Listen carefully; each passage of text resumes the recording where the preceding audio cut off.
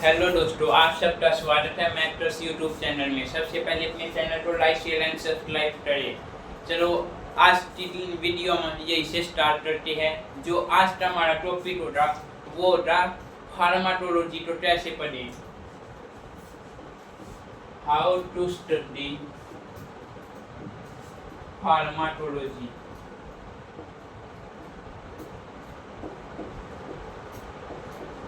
BSc nursing ANM का सबसे मुश्किल सब्जेक्ट जिसको माना जाता है फार्माकोलॉजी। इसमें हमें ग्लस के बारे में पढ़ना होता है। तो आज की वीडियो में हम समझेंगे फार्माकोलॉजी को पढ़ने का सबसे आसान तरीका। चलो देखते हैं कैसे। सबसे पहले हमें हमारा जो फर्स्ट पॉइंट होगा वो होगा अंडरस्टैंड टॉपिक।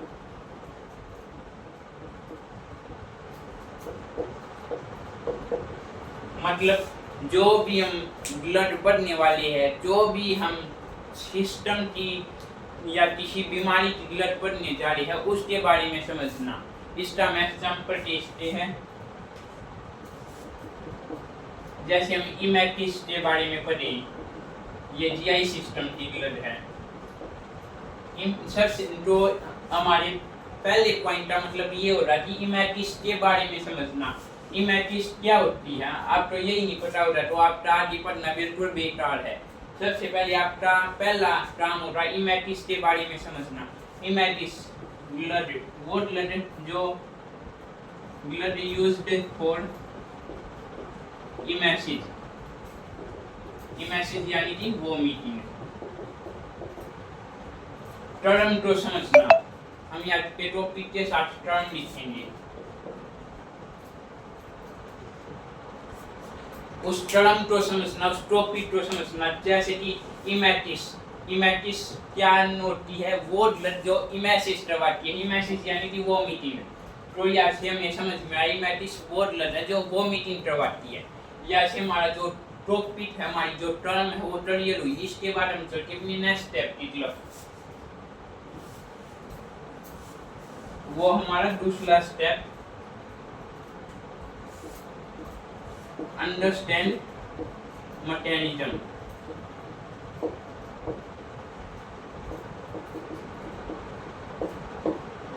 बहुत से टीचर है जो आपको टॉपिक का मैकेनिज्म नहीं समझाते, वो समझाते आपको ब्लड का मैकेनिज्म।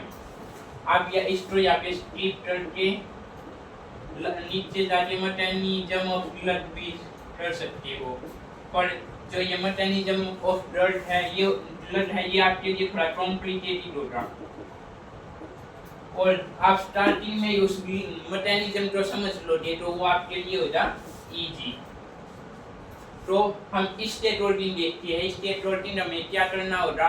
हम इमेसिस की बात कर रहे थे, इमेटिस की बात कर रहे थे, तो यहाँ पे हम समझेंगे मैकेनिज्म ऑफ वोमिटिंग। वोमिटिंग कैसे होती है वो मैकेनिज्म समझेंगे हम स्टार्टिंग में ही। इफ हमने स्टार्टिंग में वो मैकेनिज्म अच्छे से समझ लिया तो हमें अपने आप ब्लड जो दवाइयाँ पढ़ेंगे वो समझ में आती चली जाएगी कि हाँ ये दवाई हमने किस लिए ली है। बट आप जैसे कि लास्ट में पढ़ोगे इमेटिस में ही लगा लो, आप पढ़ ले हो एपिटेसिलम, आपको ये समझ में ही नहीं आएगा कि हमने ये पढ़ा क्यों है। फिर आपको इसका मैकेनिज्म ऑफ एक्शन समझना होगा, आपको समझ में आ जाएगा। या यहाँ पे हम एक दूसरा एग्जाम्पल लिखते हैं। आप यहाँ पे ले लो एग्जाम्पल एंटीपेप्टिक अल्सर ग्लस का ले लो। आपने स्टार्टिंग में पढ़ लिया अल्सर होने के रीजन,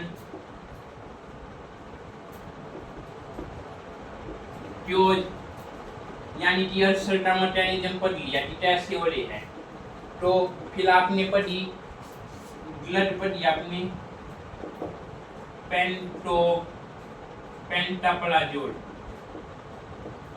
तो आपको यहाँ पे समझ में आ जाएगा कि हाँ जो अल्सर हुए थे हमारे HCl के सीक्रेशन का इंक्रीज हुआ था। HCl सीक्रेशन इंक्रीज होने के कारण हमें अल्सर हुए थे। और जो प्रोटॉन पंप है वो हमारा HCl फॉर्मेशन में हेल्प करता है। तो यहाँ पे हम प्रोटॉन पंप इनहिबिटर के रूप में PPI के रूप में हम पेंटाप्लाजोल का यूज कर लिया है। ये था हमारे इस वाली टर्म का मतलब। अब देखते हैं इस वाली टर्म का मतलब। आपने पढ़ा कि हमें एंटीपेप्टिक अल्सर के बारे में पढ़ लिया है, एंटीपेप्टिक अल्सर। फिर आपने सीधी ग्लट पढ़ी, आप ग्लट ले लो यहाँ पे लेंटिटिडीन। आप यहाँ पे कंफ्यूज हो लेंटिटिडीन इसलिए थी। फिर आपको पता चल के आपने लेंटिटिडीन जो ग्लट हमारी वो कौन सी क्लास से है, फिर अब आपने उसकी क्लास पढ़ ली H1 ब्लोटर। H1 में एंटी हिस्टामिन रिसेप्टर। या फिर तो आप टोटली कंफ्यूज होगी, हमें अल्सर है पेट में तो हम हिस्टामिन रिसेप्टर तो ट्यूब ब्लोटर ले है, हम लेंटिटिडीन जो ब्लड है जो दवाई है वो क्यों ले रही है। पर आपने स्टार्टिंग में अल्सर मैकेनिज्म पढ़ा हुआ होगा तो आपको पता होगा H1 हिस्टामिन है जो वो आपका HCl सिक्रीशन करता है। तो आपकी जो सेल्स है, स्टमक की सेल्स है, पैराइटल सेल्स में HCl का सिक्रीशन करता है। क्यों? आपको ये बात पता जो कि आपने स्टार्टिंग में अल्सर का मैकेनिज्म पढ़ा था, और यहाँ पे नहीं पढ़ा तो आपको ये पता चल गया कि हम लेंटिटिडीन जो दवाई ले रहे हैं वो ले रहे हैं H1 ब्लोटर के लिए। फिर आपको इसका मैकेनिज्म ऑफ एक्शन पढ़ना पड़ेगा। मैकेनिज्म ऑफ एक्शन में आप पढ़ोगे कि ये जो है हमारे हिस्टामिन जो ब्लोटर की है, हिस्टामिन न्यूरोरिसेप्टर को बेचती है। ये हो जाए टोटली कंफ्यूजिंग, और ये हो जाए थोड़ा सिंपल वे। या पे आप एक्शन ऑफ मैकेनिज्म थोड़ा से भी बता सकते हो कि हमारी स्टमक में पैराइटल सेल के अंदर H1 ब्लोटर हिस्टामिन रिसेप्टर्स होते हैं जो H पॉजिटिव का HCl का सिक्रीशन करते हैं। तो हम उनको ब्लोटर के HCl का सिक्रीशन कम कर देंगे और हमारी एसिडिटी नॉर्मलाइज हो जाएगी, एसिड लेवल, और उससे हमारी अल्सर प्रोटेक्शन होनी स्टार्ट हो जाएगी। ये हमारा दूसरा है इजी वे। मर्जी आपकी, आप इस क्लास से पढ़ो या जो मैंने बताया है उस वे से पढ़ो।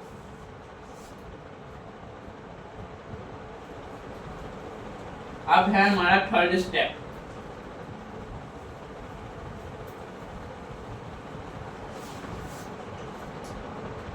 स्टेप 3 में देखते हैं हम क्लासिफिकेशन पढ़ेंगे।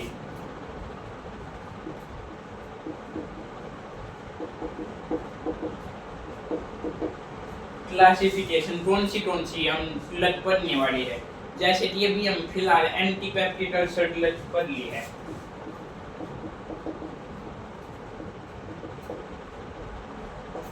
एंटीपेप्टिक अल्सर लत पढ़ लिए तो आप तो इसमें क्लासिफिकेशन आ जाएगी आपकी हिस्टामिन रिसेप्टर ब्लोटर,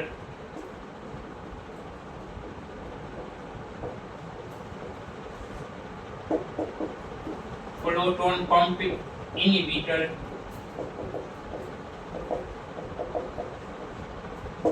और proton pump inhibitor, antacid, ulcer protective, ये सब इसकी क्लासिफिकेशन में आ गई। अब यहाँ पे एक पॉइंट और मैं करना चाहूँगा, आपने स्टार्टिंग में मैकेनिज्म पढ़ लिया अल्सर का, तो आपको यहाँ पे पता होगा कि आप कौन सी ग्लट उसमें यूज कर सकती हो। आपने यहाँ पे नहीं पढ़ा तो आपको क्लासिफिकेशन फिर अच्छे से याद करनी पड़ेगी, कहीं भूल ना जाओ। यहाँ पे आपको पता कि HCl किस कारण से हमारी बॉडी में बनता है, बदला है, वही सब यहाँ पे क्लासिफिकेशन लिख सकते हैं। अब क्लासिफिकेशन के बाद हमें हम अपने फोर्थ स्टेप पे लेंगे। या पे आ जाए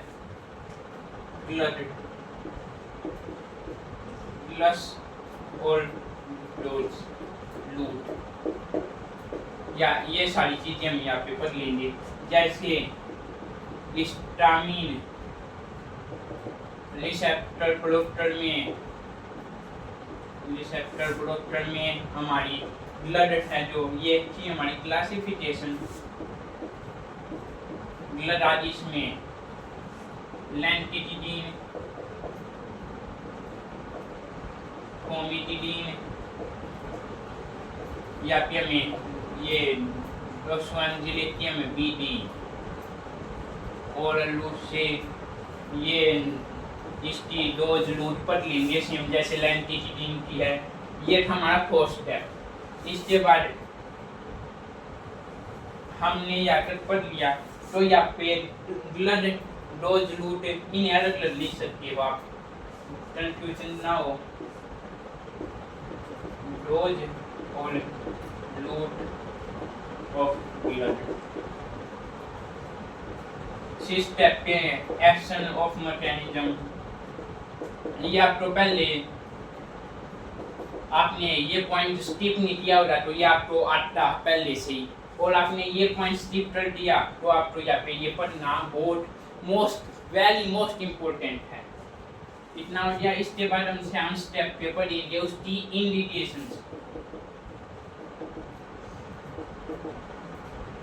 हम ब्लड को किस केस में अच्छे से यूज कर सकते हैं, कौन से वो केस है जहाँ पे हम इसका यूज प्रॉपर्ली कर सकते हैं। इंडिकेशंस यानी कि use of blood.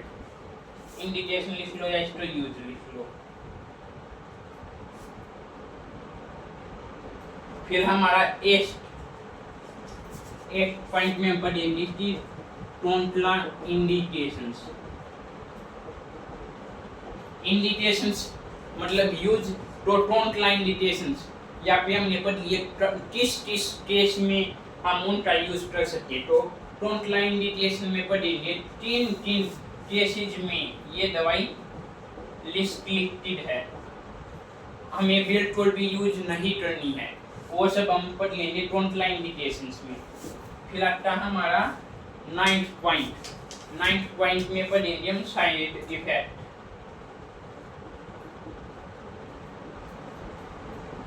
Side effect मतलब हमें एक प्रिस्क्राइब्ड डोज है, जैसे हमारी पेंटाप्लाजोल की है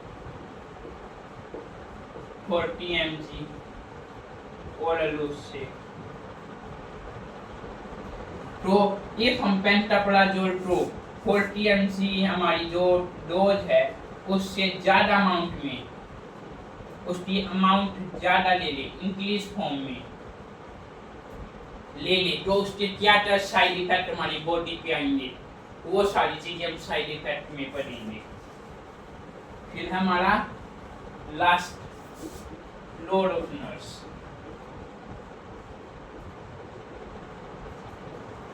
आपने पहले 9 पॉइंट को अच्छे से पढ़ा, तो 10वां पॉइंट आप खुद से बना के लिख सकते हैं, क्योंकि आप नर्सिंग की स्टडी कर लिए, आप फ्यूचर नर्सिज हो, तो आपको पता होगा कि हमने ये ड्रग यूज किया है, इसके क्या इंडिकेशंस थे, क्या टोटल इंडिकेशंस थे, क्या साइड इफेक्ट थे, वो सभी मिला के आप लोड ऑफ नर्स में लिख सकते हो। इवन आपको सिंपली लोड ऑफ नर्स आते ही नहीं, तो आप 4 से 5 पॉइंट कॉमनली लिख सकते हो। पेशेंट की पहचान करना कि हाँ यही हमारा पेशेंट है, हमें इसको ये वाली दवाई देनी है। चेक। फिर असेसमेंट वाइटर, प्रिस्क्रिप्शन चेक करेंगे कि डॉक्टर ने कौन सी दवाई लिखी है, कितनी डोज लिखी है और किस रूट से लिखी है। फिर उसके ऑब्जर्वेशन, साइड इफेक्ट तो नहीं है, 2 से 3 घंटे उसकी ऑब्जर्वेशन लेंगे पेशेंट की। फिर लास्ट में इवैल्यूएशन। ये जो हमारी मोस्ट कॉमन पॉइंट, आपको जब आप बिल्कुल क्लियर हो कि हमें कुछ भी नहीं आता रोल ऑफ नर्स में हम क्या लिखे, जब लिख सकते हो आप ये पॉइंट। तो ये था सिंपल सा फॉर्मूला फार्माकोलॉजी पढ़ने का।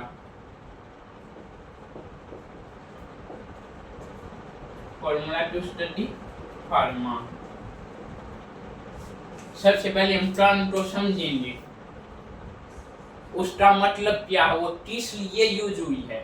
फिर हम उसका मैकेनिज्म समझ लेंगे कि हाँ हम ये टर्म पढ़ ले, इमेटिस पढ़ ले है, या हमने इमेटिस का एग्जांपल लिया था, हम इमेटिस पढ़ ले, तो इमेटिस का मैकेनिज्म क्या है। इमेटिस मतलब वोमिटिंग होती कैसे है, वो चीज पढ़ लेंगे तो हम फिर हम पढ़ेंगे उसकी क्लासिफिकेशन की, उसमें कौन सी क्लास के ब्लड यूज करती है।